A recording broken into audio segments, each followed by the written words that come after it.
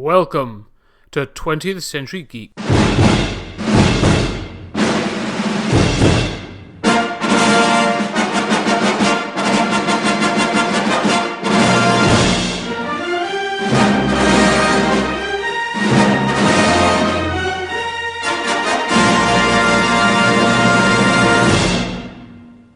Ladies and gentlemen, welcome back to 20th Century Geek.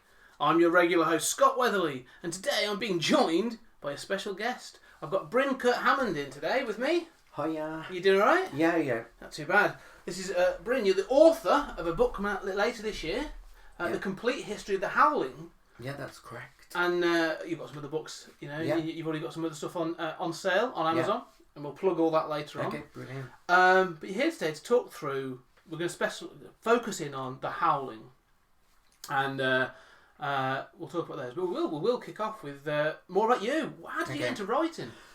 I began writing when I worked for a newspaper called the Chronicle and Echo, and I saw how stupid that newspaper ran themselves. And where's that based? Northampton. Oh, okay, Yeah, so I worked there, and well, my boss spent most of his day gambling, and I saw how easy it was to write an article. So I went from there to running GZ magazine. I set it all up myself within the space of a month, and then went from there. Well, an entrepreneur. I know. That's what it takes. And sometimes you just got to step up, do your own thing.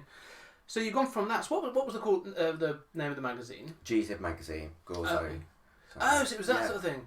So it was horror orientated. Yeah. So we sold 200,000 worldwide from 2005 till 2011. No, right. It was the end of 2010. Yeah. But the last issue was released 2011. Yeah. But it was the February edition, but it was January. Yeah, I know. Yeah, because you get those sorts of things. Yeah, we worked 1 month in advance. So who did you work on that with then? It was I owned it with my business partner, and then we were doing it together, and we had lots of various different people, exterior, writing for us. So you sort of brought people in to do articles, nothing. Yeah, excellent. So Robin Pierce actually, he was a brilliant writer. He writes for Starlog and Sci-Fi. Yes, I think I know that. Yeah, he's been brilliant. Yeah. Oh, excellent. So some of the people that started off there have gone on to do really big stuff, like Christian Sellers. He wrote Return of the Living Dead Companion. So you've got all those people who've got good contacts in the industry, really, so good writers now. And so to kick off that yourself, and to last for how many years was that?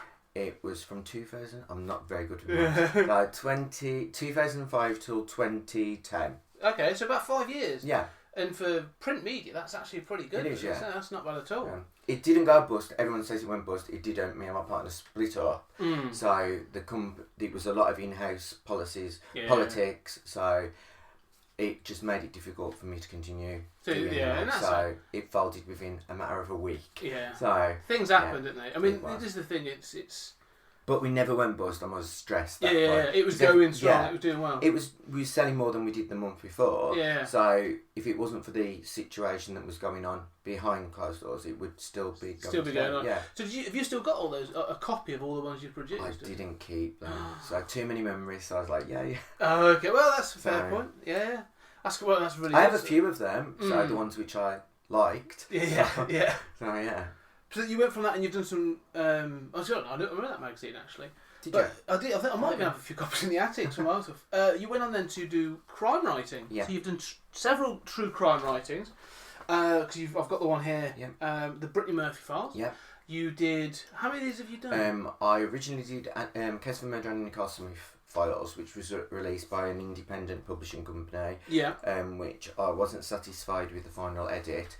So after my contract ran out, I got my rights back for the book and pulled it from sale.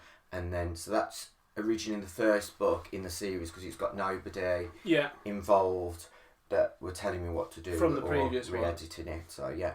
So this is actually, because you've got this Miami Fox publishing, so that's who's also helping you and doing your... Yeah, that's my company with my business partner. Oh, okay, so you're Miami Fox Publishing. Yeah. So, excellent. Excellent, that's fantastic. I'll enjoy doing that, because... So why, before you get into horror then, why crime writing? Is that another passion of yours? It's easy. So I'm not very good with my imagination. I would find it exceptionally difficult to write a book from scratch and having to create a story.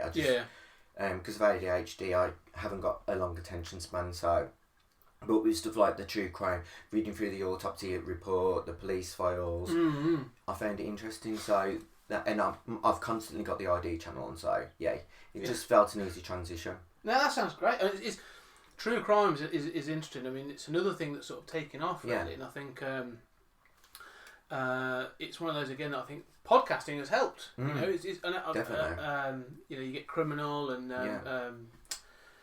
what's the other one? There's been a couple of now that I've been listening to. There's quite a few podcasts. I was watching one the other day, which is called I don't know, I can't remember. But they do documentaries on certain individual cases that are still unsolved.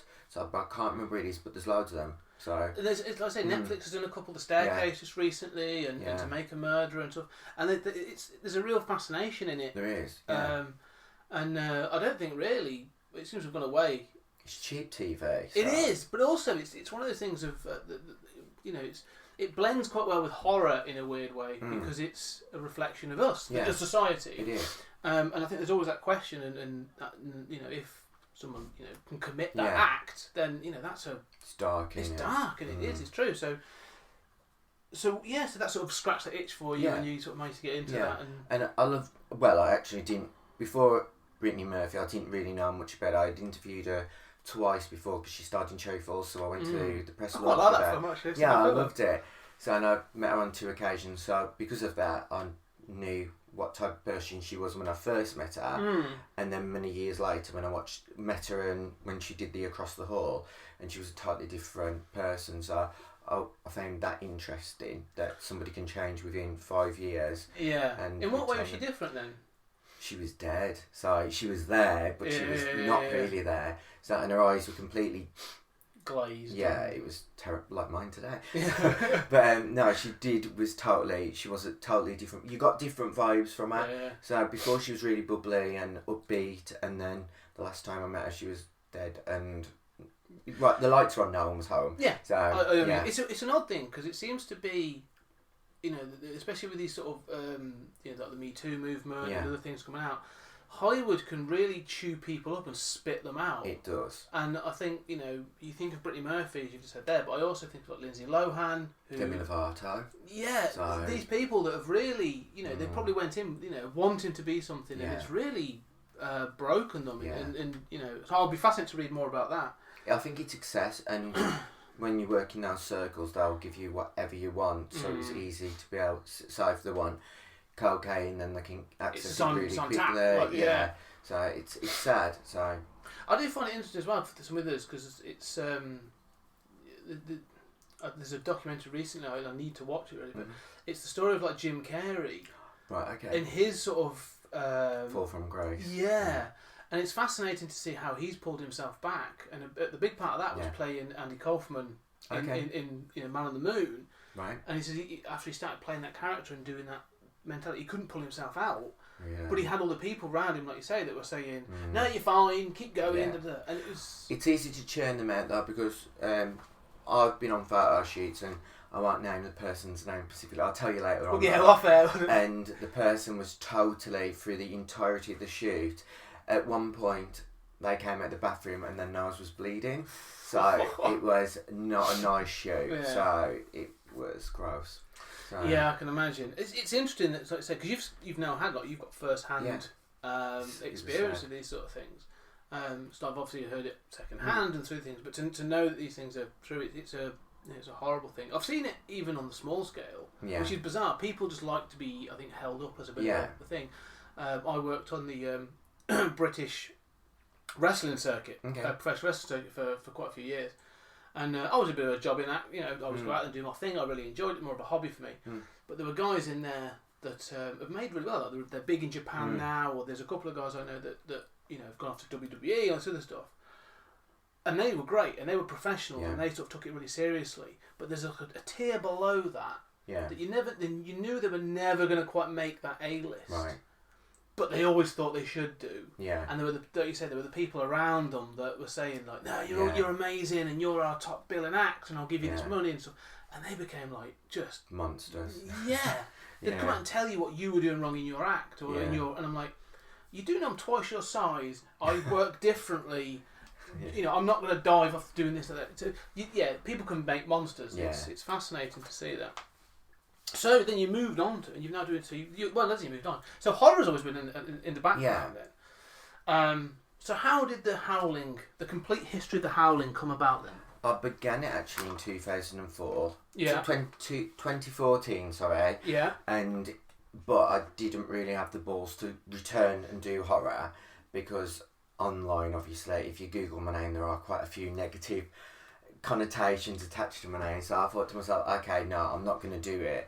And then is that because of the magazine and just people in the old, because nobody actually knew who I was. So they when I was working with GZ, it'd be the people around me that would say certain things or make certain demands, and then people got the wrong impression of me. When most of the time it wasn't me that was saying any of the stuff that was actually saying. It was, as you said, the people around other people. Others. And so people got the wrong idea of me. Yeah. So it wasn't just, I just didn't feel like I was going to step back, go back and do it. So I took time out, and then through a mutual person on Twitter that liked my work and liked Nick Steed's work, and started speaking and saying, about the werewolf stuff, and I thought, okay, well, I'll give it a shot, and yay. So, it takes a lot to do it, to stand up and say, well, I'm going to do this now, and I'm going to put myself out there, because as you say, to anything creative, it's sort of like it's putting yourself up to be criticised, and it's but no, I think this is great, and it's funny. I spoke to earlier in the year. I on the podcast I had Max got his book up there actually. Okay. Hendrix. Okay. Paperback from Hell. Grady Hendrix, and talking to him, it was similar. Like he's done other books and stuff, and it was like he was sort of like, well, I was reading these books and I wanted to do something about it, and it's sort of like you say, you just then you've got to say, well, actually, I'm going to do it. Yeah, exactly. Just do it, and taking that first step is quite difficult. So fair play, it's brilliant. It's it looks great. It's a fantastic. Just looking through it, I'm just flicking through it now. It looks a really well presented book. I love the art in it. I mean, I'm going to say one of my favourite posters. I had this on the wall when I was at university. I liked it. Yeah. The poster to the first Howling film is magnificent. A great classic poster. But yeah, no, it's a good series to write about, because we were talking. We'll get into it now. Is the films? I'll see what you think. Actually, I'll say this and see what you think of this. Yeah. I've seen some of the films. I think there's a couple of the newer ones I haven't watched, and all I can think about in my head is this is a series that seems to have been derailed. Yeah, definitely. And then I thought, what else has had that sort of experience? And two really cropped to mind straight away. And I sort of put a bit of a note down. But the first one I thought about was like the Amityville films. Definitely, 100%. So you get the first two. Well, the first one, I really like the 70s Amityville. Yeah. And you get the second one, which is sort of about the DA family. Yeah. And then it just goes mad, and then just terrible up until you get like they hire Meg Ryan. Yeah, you've got and you've got films now like the Amityville Haunted, the Amityville Dollhouse, There's one called the Amityville Theatre, and you're just like, it's not even about a fucking house. And there's others. That actually was a British film. Was it? So it was actually, there was, it might not be that one, but is it the one that was in a cinema? Yeah. Right. Yeah. One of them's a British company that produced that. They Really? also do the Robert movies. The doll movies. Yeah. So. Yeah. So. It's true though. I think that there's a couple. The other one I think about is Hellraiser. Oh, definitely. Where you have Clive Barker's involvement, and then as soon as he sort of steps by, it just goes. After part 4, it went yay. Yeah, exactly. Everyone's like, I've got this spec script. Can we stick Pinhead in it? Yeah, we can. They're just kind of churning them out. Yeah. But I always think the thing that bothers me. I'm glad you agree, because I was like, this is another one where I think when you look at the core concept, even the source material for all three of those, so the Amityville Horror, the Howling, and the Hellraiser series, the core material is fantastic. It is, and they've all got a really strong start, but no one seems to sort of taken control of it and stuff. So it doesn't have a helm. But when you look at the stronger franchises, you asked before about what's my go-to. It's like Freddy Krueger. It's got a theme. Halloween.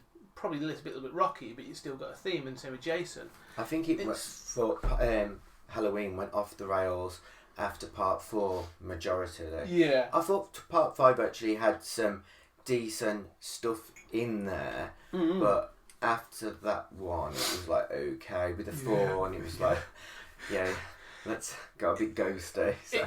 It's interesting. Yeah. They had some good ideas, and I like the fact it's interesting. Like you say, behind the scenes.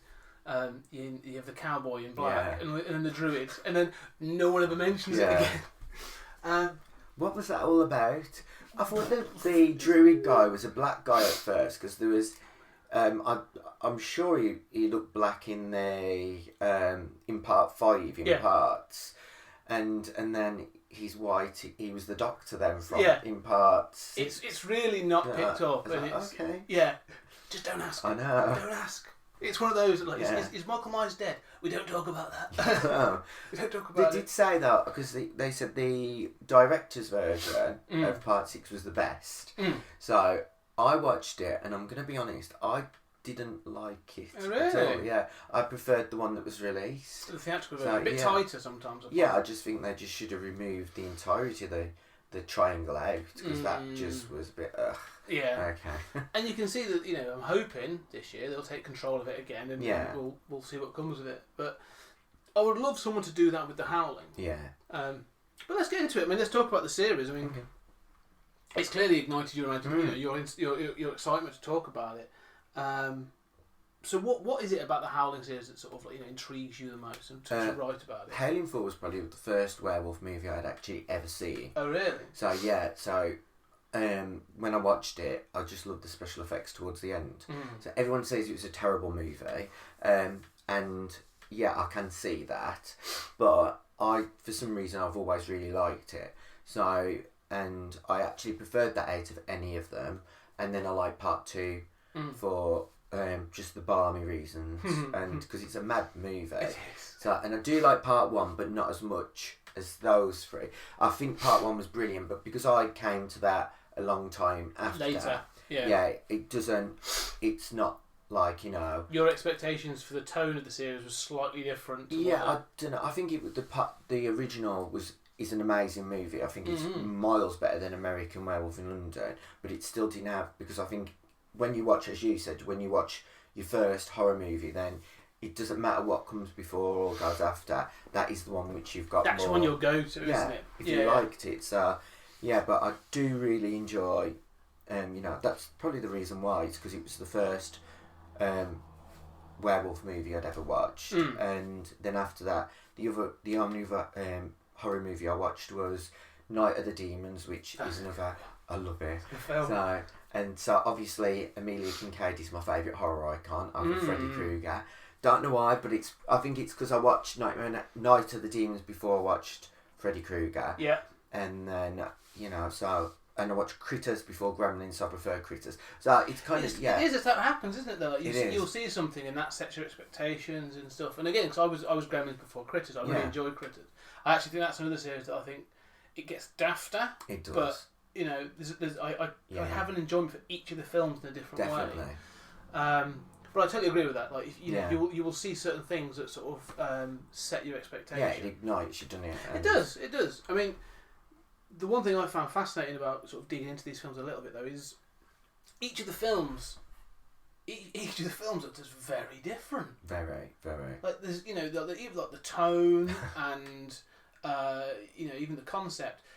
They're each one's almost like each one is a standalone story, and that's what is also interesting, that you can literally dip into the series, and if you enjoy 4, you can watch 4 and it's a film in its entirety, and if you enjoy 3, you can dip into that, and so on and so forth, which actually makes it a lot more accessible. I actually am really surprised how many people actually like part 3. So I wasn't sure. I surprisingly liked it in a weird kind of, this is an odd film. I hate it. Oh really? Really I love Philip Moore. I think he's one of the most lovely persons ever. So that's hence I hadn't got involved with the forward.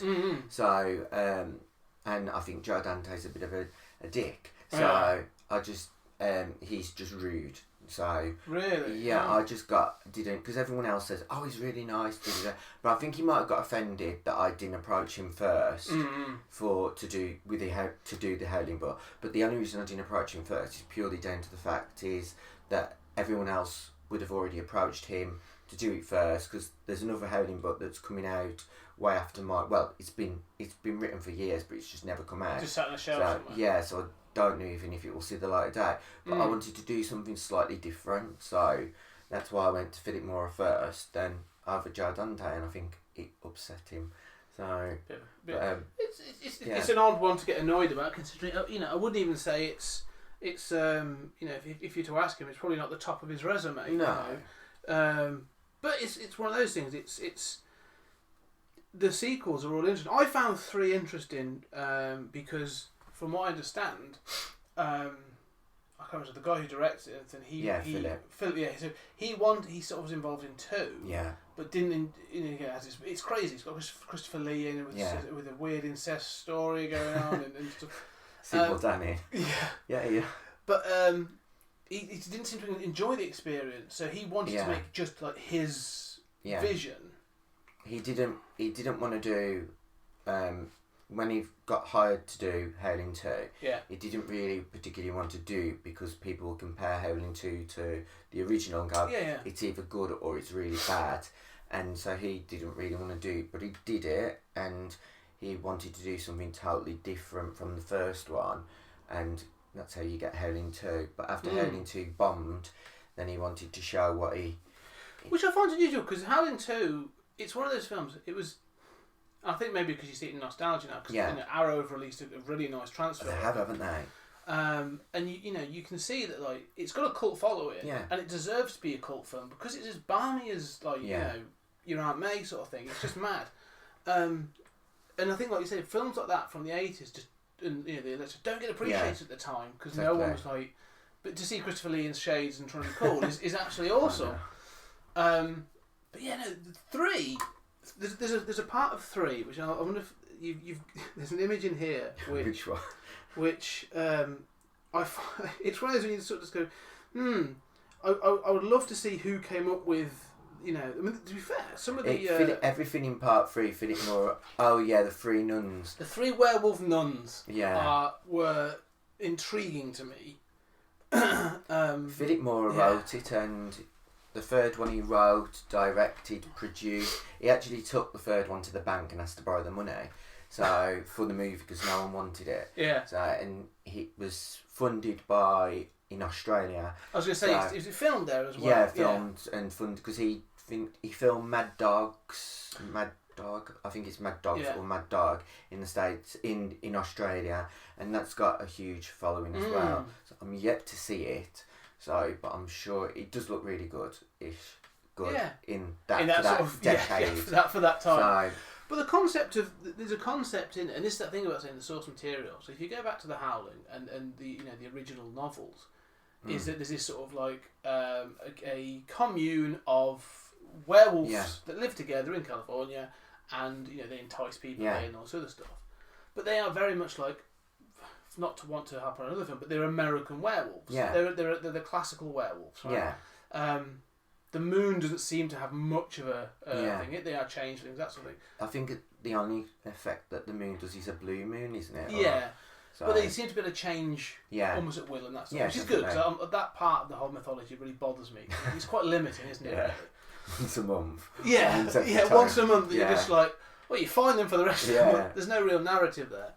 But like you say, so the concept there, these things live in secret, and they live, they've got these communities. I find fascinating, and like you say, Howling 3 taps into that again. Yeah.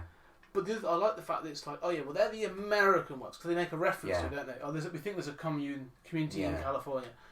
But in 3, you find out there's an Australian community, and then there's a Russian community. Oh no. But I quite like this idea that they're actually, each one is isn't just a werewolf. Yeah. They are descendants of animals, or they become the were creature for that region, which actually makes sense. And they interbred, didn't they, with the what's that creature called? The tiger wolf or something like that. Tiger wolf, yeah. Which when you think about it, that the Russians have got something like timber wolf. That sounds quite cool. The Americans have got the American wolf, and they have this tiger wolf. In Britain, we'd probably have sort of like the stoat or a badger, were-badgers. It'd be really boring. But I love that concept. Yeah. And although the budget doesn't quite live up to the idea, Yeah, no, it's a shame. I think that concept is amazing. It is, yeah. And someone should. That's what I would be mining into. Is like, there's this whole network of were-creatures across the globe that could, that sit behind, and it's like, that was incredible. But yeah, so I think it's the with part 3, it's the humour that kind of gets lost in part, and I think because when I first watched it, when I first watched it, I did not know what the hell I was watching, but I was very young. Yeah. And I have been, but when I started writing the book, I did go back and rewatch it, and I understood it and appreciated what he was trying to do. It was kind of like Scream 3 before Scream came around. So. Yeah, because it gets really meta. Yeah, it does. Like she becomes a Scream Queen. Yeah. I like the director. Like you got the burly director guy. The Hitchcock type style. Yeah. And so there's all these in jokes. Again, like I say, I was expecting like a low budget straight horror. Yeah. And as soon as it starts to do that, I'm like, oh, okay. Yeah. This is a tongue in cheek kind of, and that's why I quite like it. And that it's me too. It's quite silly. It doesn't take itself too seriously. And so when those 3 werewolf nuns turn up at the party, I know. I was like, I'm all in on this. Their face is so amazing. Yeah. They're so rubber. Yeah. So it's crazy. Yeah. So like you say, he, that was his vision. Yeah. And I think it's sort of, but it doesn't seem to be enough to have spurned on the franchise after that. It seems sort of. Well, that flopped as well, so it did terrible. Oh, really? Yeah, and because he actually at that time owned the rights to the 3rd movie, because he bought everything up from Hemmendale, and so that's why it was released different company and all that. Then Clive Turner bought it from part 4 onwards. Right. So he makes all the rest bar Reborn. Yes. So. Oh, okay, so it's had a bit of consistency throughout. Yeah. It's well, it's had the same producers from the original. Yeah. All the way through, but they don't do anything. They just sell the name to other different companies. So what about the original author though? Like, he's dead. But what involvement did he have though? None. He the original one, he sold the rights to the first company. Yeah. And then he wrote part 2 with the producers, but didn't like the direction the movie was going in. So he just literally used a clause in his contract to get out, and went and finished his other book, and he's literally just picked a paycheck up, and that was it. Just sort of use it as a cash in, which is understandable. But I mean, it's interesting because you say Gary Brandner. Yeah. The books do sort of tap into that idea of those communities and stuff, don't they? Yeah, I've read the first one. I haven't read the other 2. And would you recommend them? Are the books? I'm not a good fan of fiction, so I only read true crime. But for what he did for that tie-in, I think it was really good. So I enjoyed the first one. Yeah, Stir of Echoes is probably the better one. Is that the one? Did that become? That's the one that became the film with. Is that the one that became the film with Kevin Bacon or? Oh no, Howling 3, Stir of Echoes is the 3rd one. Is the series? Yeah, it kind of uses a bit from Howling 2 and a bit from Howling the 3. So it's kind of those 2 books that and Reborn, a little bit of Reborn have got a bit of Stir. Into that. Yeah, so but it hasn't been made, but that's the better of the 3. So the second, because it's totally different from the first 2. The first 2 follow the same character, and the 3rd one is totally different. So right.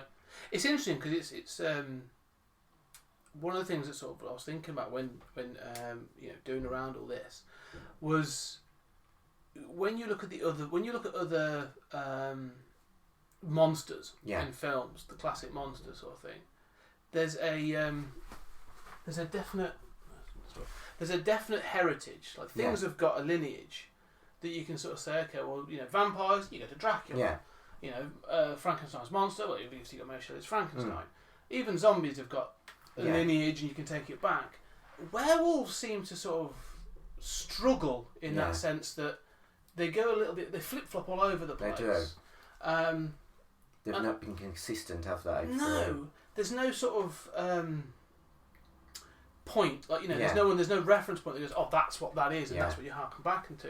And I wonder why that is, though, because there's some strong books and there's some strong films, like you say, The Howling, American Werewolf in London, The Wolfman, but none of them seem to set a point where they haven't taken off like, like terrible Twilight series, The Alterations, or Walking Dead, or that. Werewolves just seem to be a bit stagnant, don't they? Yeah.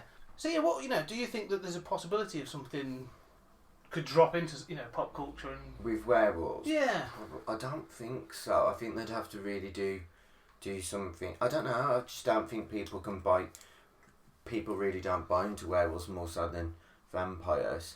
So I think it's they're a little less accessible, I suppose, aren't they? And I think it's because the type of transformation that they go through, people can't, I don't know. And most werewolves seem more campy.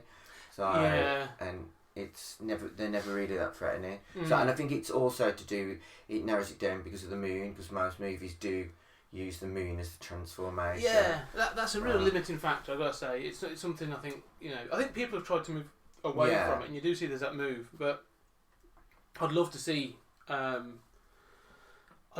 someone try it and do something different and move it, because that'd be quite cool, actually. So the books are a success, I think. So I think I find it fascinating, the whole behind the scenes, and I'm really looking forward to reading more about some of the others. I mean, other things. I mean, going back, one of the big ones I know about is Rick Baker's involvement on the first one, and then obviously him moving over to do American Werewolf and leaving it to Rob Bottin. Yeah. But it seems to have worked. I mean, Rob Bottin is no slouch in the special effects department. And as you say, I think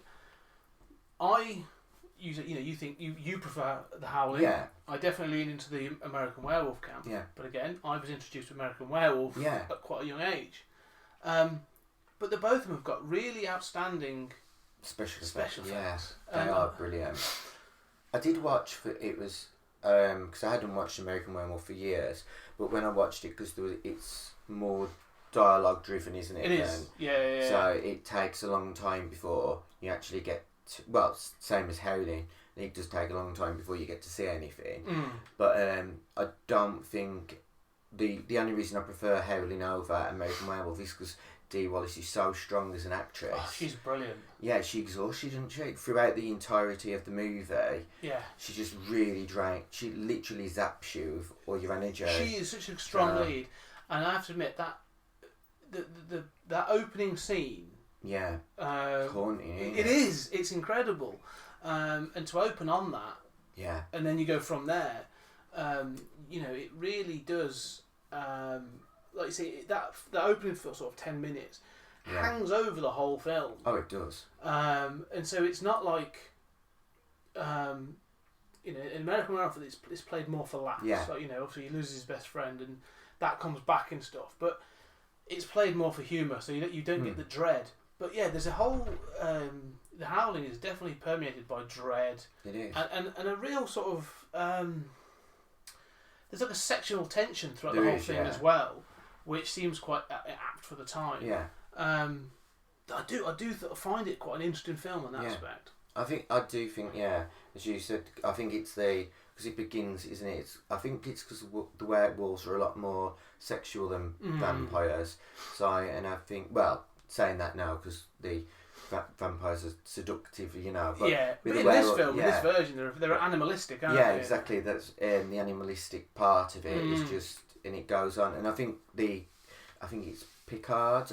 He's brilliant at how scary he is because he's just really not a nice character. No, and I like that. That sort of when it starts to wrap round, and sort of you get the pickup, and she finds him. Not spoilers, by the way, just in case. But I highly recommend the film.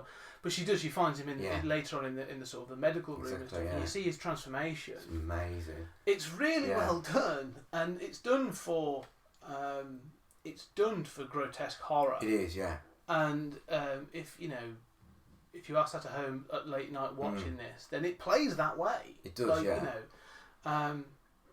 don't really think about this, but in watching that scene, because I watched it relatively recently, it's almost like the character he knows the effect that this transformation can have of other people seeing it, and he's using that as an intimidation tool. And I don't know. It's like kind of the way how I perceived it. It's kind of he gets a huge kick from it, and it's kind of like, I don't know, like serial killers and stuff. They get a kick out of what they do, so he toys with the victim before, because I like that idea. Yeah, it is. It's him getting his kicks out of it, which again plays to that sort of like that sexual overtone, that power overtone that I think, or undertones that I think run throughout the film. And I do think that sort of Ted Bundy as a werewolf. It is, yeah, exactly. And it's like, I like the fact that, like you say, they are werewolves and they are in the community, but they've still got, psychology. They've still got pathology issues. You know what I mean? This guy's a serial killer.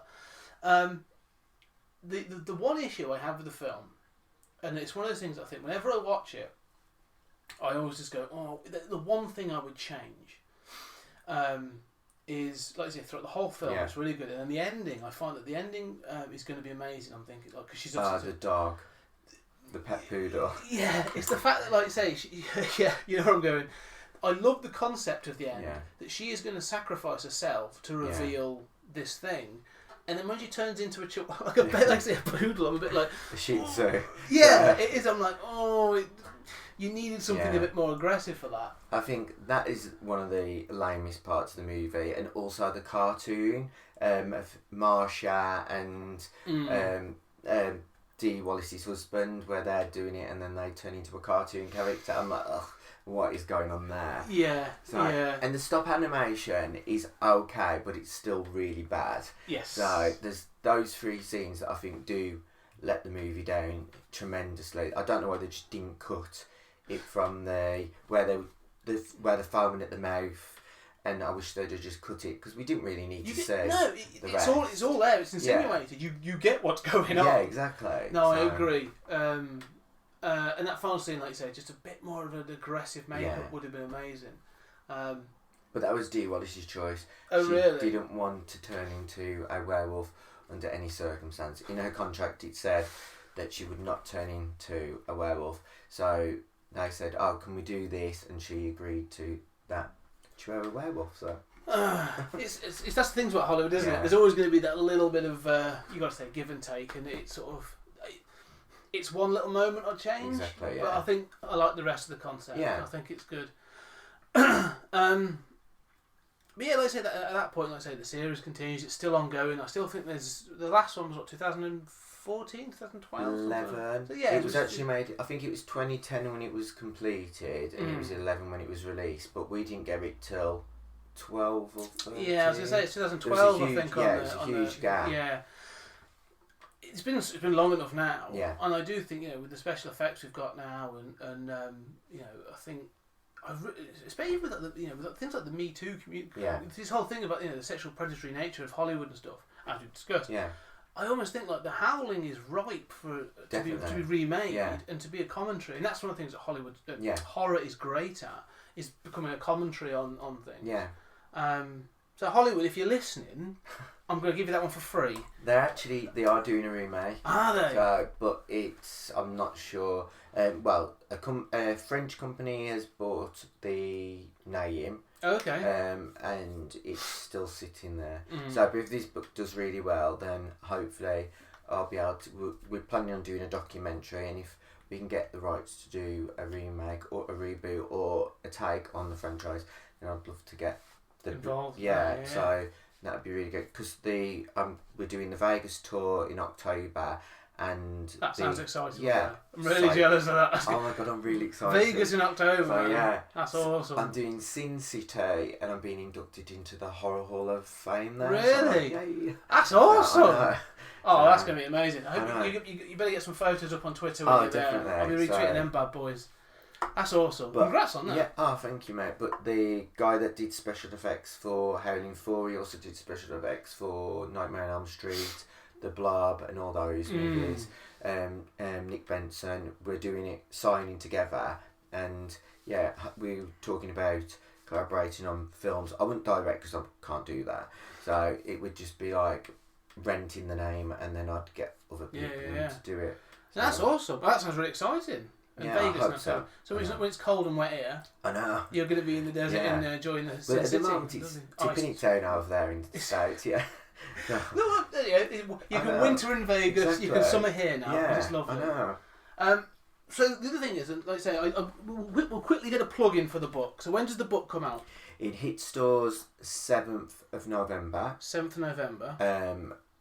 But originally they could have bought it directly from the HorrorCon, but that folded. Yes. So yeah, so messages around that. I was just saying it was. It was really sad. So. But it'll be on Amazon. Yeah. And Amazon, Waterstones. They can pre-order it now from Waterstones. Yeah. So yeah, but it'll be in all shops and stuff like that. So. And obviously all your other books as well. Yeah. A Case for Murder. Yeah. All different editions are all available on Amazon. The only one that's available now is Brittany Murphy Files. Okay. The next one's going to be Aaliyah Files, which comes out not next month, the month after. Okay. So it's still we delayed it because of interviews. Oh, okay. Cool. And they're both available paperback and Kindle. That's right.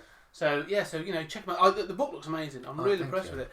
But there was something that you and I, we had a bit of a conversation about online, and you inspired me. The DVD sat over there at the moment somewhere. Which one was that one? Vamp. Oh my god, yeah. I did watch it. And you liked I it. fucking loved it. Oh my god, such an underrated movie. So it was amazing. I got and again Arrow, bless them. I love Arrow. Arrow videos. They do a good job. They do some amazing stuff. They do. Yeah. So I got it from there. Popped it in, and I was sort of, based on your recommendation, I thought I'll give this a go. It looks interesting. I watched the trailer, I had a flick through, and I had a look at the music video of the amazing Grace Jones. I know. She's outstanding. She's awesome. She is. And then watched it, and I have to admit, I was blown away. Like, I know. It's such a it's hard to describe. It is. But it's so good. It's like pop culture all combined into so many minutes of running time. Yeah. So, it's a tight film. It is. And it's sort of like, to give you a summary, it's the worst night of three guys' lives. That's basically the thing, isn't it? That, and I love the fact that tonally it shifts, but it never feels uneven. No, exactly. It starts like a sort of like frat house. Yeah, and then sort of gets dark in places, Yeah. and then sort of picks up again and stuff. It does. But like the neon colours in it, the characters in it. They're brilliant. It's amazing. Vamp is an amazing I know. film. I was really impressed. And you sort of said at some point in the future might be something you'll do. Yeah, I'm definitely going to do the complete history of of Vamp. So because it is one movie which I can rewatch over and over again. So it's amazing. It is brilliant, and Dee Pfeiffer was amazing in it as well. So she looks so pretty as well. Yeah, the cast is incredible. Yeah. And I like the fact that like Grace Jones is an 80s icon that I think is either used really, really well or really, really poorly in some films. And she's used perfectly in this film. Yeah. And I think it's similar in the James Bond film, View to a Kill. She's an assassin in that. She doesn't say anything. Yeah. She's just a sort of like a presence. I was going to say she actually doesn't say a word in Vamp except for giggle. Yeah. But then you watch Conan the Destroyer where she's got a full on part. Yeah. And you're a bit like, oh.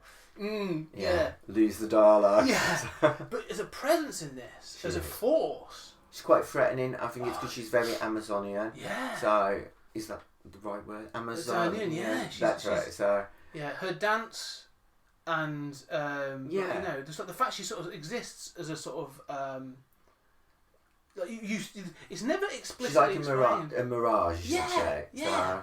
But you sort of like you get hints of like her past and that this little small troop have been together for hundreds of years, but it's never explicitly said. I know. Oh, it's really well made, and so thank you for that recommendation. Okay. It's a corker of a film. I'm glad you watched it. So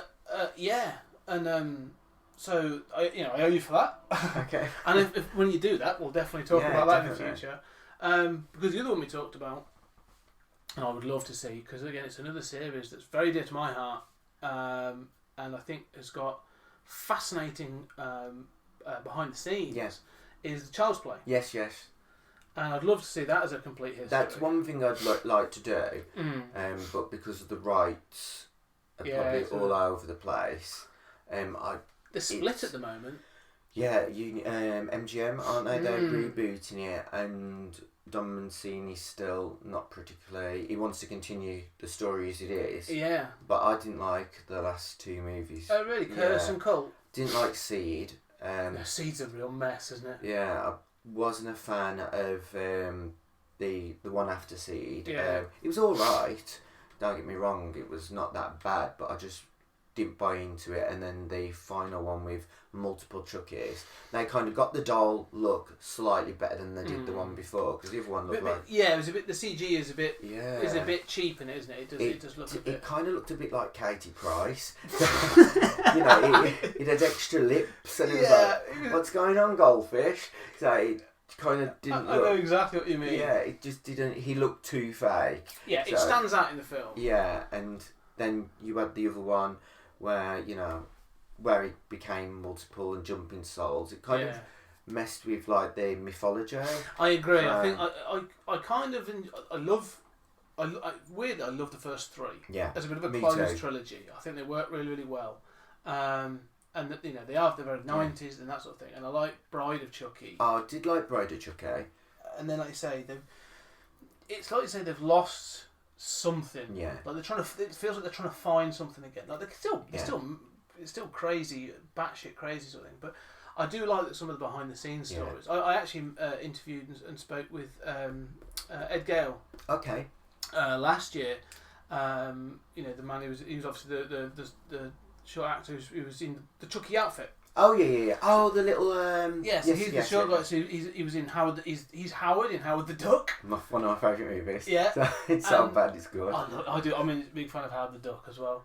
And he was also in. I don't know if you've seen Bill and Ted's Bogus Journey. I have watched. He's in that as one of the little, as Station, as one of the small characters in that. But he was Chucky. Was he like a little alien in the second one? Yeah, the two aliens, and they combined to make a big station. Okay, I can't, because I remember watching it, but I can't remember. It's been a few years. Yeah, so. But he was great, and so he was. I mean, he's getting on a bit now, but he was more than happy to talk about it. So but some of the stuff he talked about behind the scenes was fascinating. Special effects. Well, he did the longest. I don't know if it's still the case, but he did the longest on fire. Okay. From part one. In part one. Do you know how they used the doll? Well, people in suits in the first one, where he was running around the hospital and all that. I thought that they haven't. That film for special effects with the Chucky doll, I don't think they ever hit the spot from the first movie. I don't know why. So he was involved in the first two. Yeah. I love part two though. That's the best. It's my favourite as well. Actually, I think it's iconic. It becomes just like a daft slasher film. It does, I think some great bits. He talks about this when they were on fire, how they built like an enlarged set, so it's forced perspective and all sorts of stuff. And he says it was a crazy set. I can imagine. They had certain timescales to do certain things and all sorts of stuff. It sounds fascinating. He was talking about how he did it, and he had a bit of a falling out with the production company for the third film and stuff. So I said the behind the scenes is fascinating. So another podcast I listened to called The Launchpad. Okay. Matt and Aaron on the Launchpad. Great guys, both sort of work in special effects. And they actually had what's the guy's name? The director. Fright Night. Yes. Director Tom Holland. Yeah. Excellent pull. Good pull. They had him on recently, and he was talking about all the different things and sort of how he's they did. Brilliant. He's an amazing guy. He was talking about, like you say, Fright Night and Psycho 2 he did, and Charles. Those two are really good movies as well. Oh, they are. Fright Night is amazing. Yeah. I got Fright Night on DVD. It's upstairs in the attic, but there's I think it's Eureka or one of those have got a special edition out. Yeah. And again, I want to get all of that because that's Scream Factory. Scream Factory. So there's some great. All these 80s films. Yeah, definitely. They're getting revamped, aren't they? And tidied up, so yeah. Some of the transfers are great. And I do think some of the Howling films, I'm glad Arrow has done Howling 2. I'd like to see part 4 in both versions, but I don't know if they've probably still got it kicking around, because Yeah, the producer was high on coke, so he's probably been flogged. I was going to say, So- it's in someone's garage somewhere. It probably. might have been used to do a few lines. And so Yeah. the quality, I don't know. So, Can't use the third act. Yeah. It's unusable. It's smeared. it's very scratched. So, Yeah, that would be really interesting. but that'd be cool because the special effects in Part 4 are absolute. Towards the end, the wolf is absolutely amazing. It is, and we'll save that because that's going to be for our Patreon subscribers. So we will be talking about that, and that'll go out to our Patreons. If you want to listen to that, to me and Bryn talking about that, then you've got to pay up. I'm afraid. But you're right, though. I think it does warrant it because I think 4 is another interesting film. Yeah, definitely. In the franchise. But yeah, we'll sort of start to wrap this up a little bit there. But again, so to say, the book is out 7th of November. Yeah. You're off gallivanting around Vegas before that. And we're doing a premiere in London of Howling 3 because it's the anniversary. Really? So we are going to, because I've got to speak to Philip Mora, and we're trying to get, because we was going to do it at the next HorrorCon, but because that's no longer going, we're going to try and get a cinema to do the UK cinema premiere of Howling 3. So yeah. I'd happily be coming along to that. That'd be awesome. Definitely. That'd be amazing. So you've heard it here, folks. That's what we're working on. I highly recommend get out, try some of these films. They are batshit crazy. Yeah. Different tones. Yeah. But there's something. I think each one of them has something to take away. Yeah, definitely. Maybe not Reborn.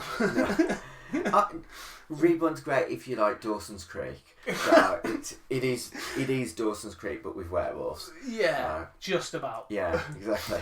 But Bryn, thank you very much. No, thank you. Last little plug. Anything else you want to plug? My other book, Case for Murder Earlier Files, comes out in 2 months' time. I'll have to let you know the date. So. Let me know the dates, and we will get those out, and I'll make sure everyone's aware of that as well. Brilliant. But thank you very much. No, and yourself, mate. Thank you for everyone listening. We appreciate it. And check out Bryn. You're on Twitter. Yeah, Twitter, Bryn, CJ Hammond, and my website, brynhammond.co.uk. Okay, and Miami Fox Publishing. Yeah. Check out everything on there. And like I say, it's got all the dates and all the release information for the complete history of the Howling and the murder Case for Murder books as well. So please check those out, and please check us out. Get in contact if you actually want to ask Bryn anything through us. Please email me on 20thcenturygeek@gmail.com, and we're on Twitter @20thcenturygeek, and then just 20th Century Geek on all the social medias. We've got Facebook, Instagram, and Tumblr as well. So if you want to find the podcast, we're on all podcast catchers, iTunes, Podbean, and the rest. And of course, as I said, for those people that want to throw a couple of coppers our way, we are on Patreon, and we really appreciate all of our Patreon subscribers. So, guys, thank you very much for listening. Bryn, thank you very much for coming along. Thank you very much. It's been wonderful catching up. And, guys, we'll catch you again next time.